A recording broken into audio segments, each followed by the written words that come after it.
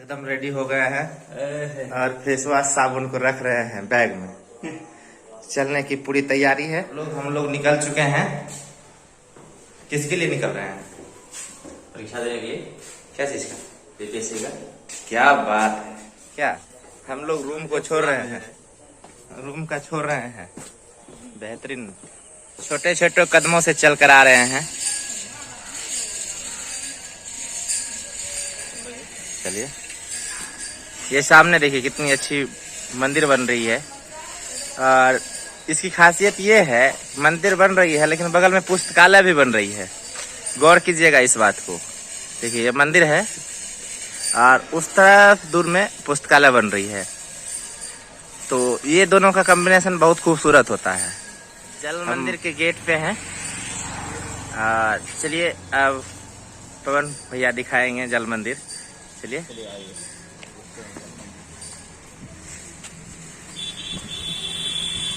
ऐसा लगता है कि जीवन में पहली बार पधारे हैं क्या? यहाँ आइए, देखिए बोर्ड लगा हुआ है। उतना समय नहीं है हमारे पास जो पढ़े। आप आइएगा तो खुद पढ़ लीजिएगा। जिम करके पढ़ सकते हैं। ये खूबसूरत जल मंदिर है। रात में हम लोग जब चाय पी रहे थे इसके बारे में कुछ जानकारी इकट्ठा किए थे। ये कहा जाता है कि यहाँ के मिट्टी बहुत पवित्र होती है, इसलिए यहाँ से लोग मिट्टी ले आते हैं। और ये सब मिट्टी जो लोग ले गए, इसी के कारण ये चारों बगल जो पूरा एक तालाब बन गया। और यही तालाब जो है कि जब ये स्थिति बनी तो बीच में समाधि स्थल रह गई और बाकी तालाब बन गया। यही हो गया जल मंदिर। क्या बात है। देखिए और देखिए कौन सा पक्षी जो डरता भी नहीं है, मतलब एकदम गौर से फोटो खिंचवा रहा है। अपना पोजीशन लेके।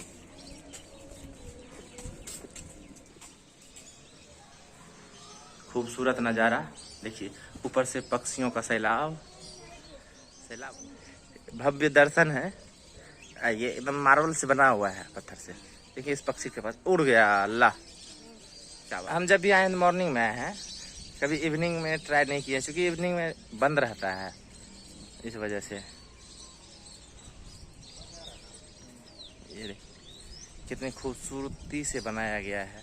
अब कुछ लोग कहें, देखिए क्या नज़ारा है पक्षियों का। इतनी खूबसूरती से इस तालाब को सजाया गया है।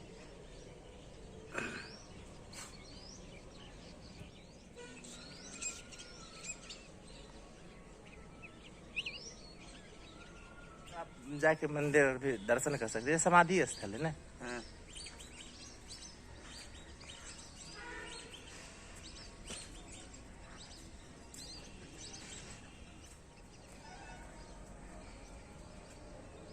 चारों तरफ घूम लिए हैं, आ रहे हैं।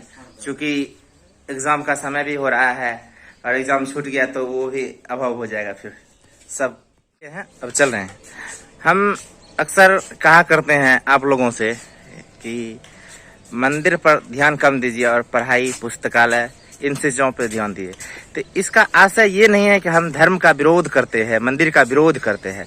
मेरे कहने का आशय ये है कि आप मंदिर बनाइए, पूजा पाठ कीजिए, उससे कोई दिक्कत नहीं है। लेकिन आपका जो जरूरी मूलभूत है वो पढ़ाई, उसी को भूल जाते हैं, पुस्तकालय को भूल जाते हैं।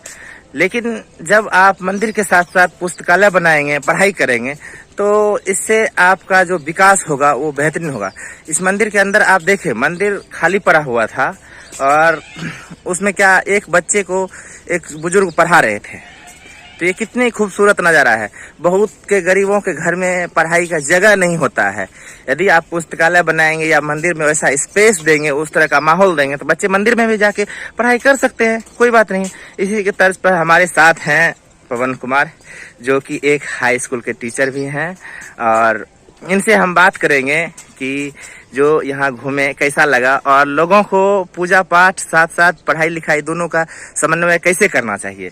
तो नहीं, जगह तो बहुत मनोरम है। जैसा कि देख रहे हैं आप, पक्षियों का झुंड, अलग अलग प्रकार के पक्षी है। और मंदिर जो जैन मंदिर है, जो समाधि स्थल है महावीर जी का, और बहुत ही पवित्र स्थल है और दर्शनीय स्थल है। ये हमारे बिहार का गौरव है और हमें चाहिए कि ऐसे स्थलों पर आना चाहिए, पर्यटन करना चाहिए। साथ ही साथ अपनी बिहार की जो गौरव है उस पर ध्यान देने की आवश्यकता है, उसको और समेटने और सहेजने की और विकास करने की जरूरत है।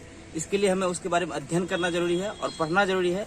और शिक्षा तो सर्वोपरि है ही, बिहार की धरती है तो ये यहाँ तो शिक्षा बहुत ज़्यादा मायने रखती है और इसलिए शिक्षा सर्वोपरि है। और ये लोग तीर्थंकर जो हैं या फिर हमारे यहाँ बौद्ध भी आए थे तो सब तो शिक्षा ही दे रहे हैं। तो हमारी बिहार की भूमि जो है शिक्षा पर आधारित है, इसलिए हम लोग हर बात में शिक्षा की बात करते हैं और ये हमारी गौरव की बात है। धन्यवाद। और समय के अभाव में हम बहुत कम समय में आपका पावापुरी का जल मंदिर का दर्शन करा दिए हैं। ऐसे हम कई बार यहाँ आ चुके हैं, करीबन 5-7 बार आ चुके हैं, लेकिन मेरी हिम्मत नहीं होती थी कि इस तरह का वीडियो बना दें। और इसमें इस बार मैंने हिम्मत करके जो है ना छोटा सा वीडियो बनाया है। आप लोग इसको देखेंगे और थोड़ा सा अपने मन में विचार करेंगे। और चारों घूमने के लिए रास्ता बना हुआ है और करीबन आप जब पूरे रास्ते का भ्रमण करेंगे तो हमें लगता है कम से कम 1.5 घंटा आपको समय लगेगा। ठीक है, तो उस तरह से समय निकाल के आइए। और उस तरफ देखिए एक हॉस्पिटल है। कौन सा हॉस्पिटल है? आयुर्विज्ञान संस्थान। एग्जिट द्वार पे पहुंचने वाले हैं। देखिए यहाँ पे लिखा हुआ है, आपकी यात्रा सुखद एवं मंगलमय हो, अहिंसा परमो धर्म। अहिंसा जो हमारा परम धर्म। करते ही सामने जो मंदिर बन रही है बहुत खूबसूरत है। तो यहाँ से पता करने के बाद पता चला कि बगल में पुस्तकालय भी बन रहा है। तो ये यहाँ की जो जिन्होंने इस मंदिर को बनाने का संकल्प लिया उसकी खासियत है। ये पुस्तकालय भी बना रहे हैं और मंदिर दोनों एक साथ बना रहे हैं। तो आप लोगों से रिक्वेस्ट है पुस्तकालय भी बनाइए, थोड़ा इस पे भी ध्यान दीजिए।